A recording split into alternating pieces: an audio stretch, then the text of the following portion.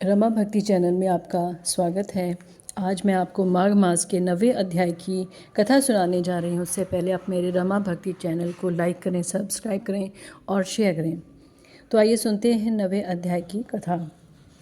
यमदूत कहने लगे, मध्याह्न के समय अतिथि, मूर्ख, पंडित, वेद पाठी या कोई पापी, कोई भी हो, ब्रह्म के समान है। जो रात्रि के थके हुए भूखे ब्राह्मण को अन्न जल देता है, मध्याह्न के समय जिसके घर आता हुआ अतिथि निराश नहीं जाता, वह स्वर्ग का वासी होता है। अतिथि बराबर कोई धन संपत्ति तथा हित नहीं है।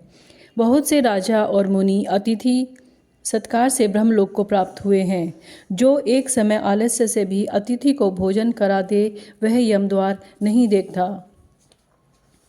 केशरी ध्वज से वैवस्वत देव ने कहा था कि जो कोई इस कर्म भूमि मृत्युलोक से स्वर्ग लोक जाने की इच्छा रखता हो, वह अन्न का दान करे।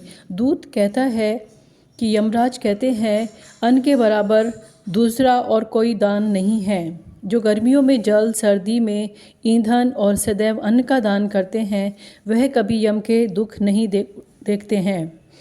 जो अपने किए हुए पापों का प्रायश्चित करता है, वह नरक को नहीं देखता, और प्रायश्चित न करने वाला मनुष्य नरक में जाता है। जो काया, वाचा और मन से किए हुए पापों का प्रायश्चित करता है, वह देव और गंधर्वों से शोभित स्वर्गलोक को प्राप्त होता है। जो नित्य ही व्रत, तप और तीर्थ करते हैं, वह जितेंद्रिय हैं। वह भयंकर यम को नहीं देखते। नित्य धर्म करने वाला दूसरे का अन्न, भोजन और दान त्याग दे। नित्य स्नान करने से बड़े बड़े पाप नाश होकर यम को नहीं देखता। बिना स्नान पवित्रता कैसे हो सकती है?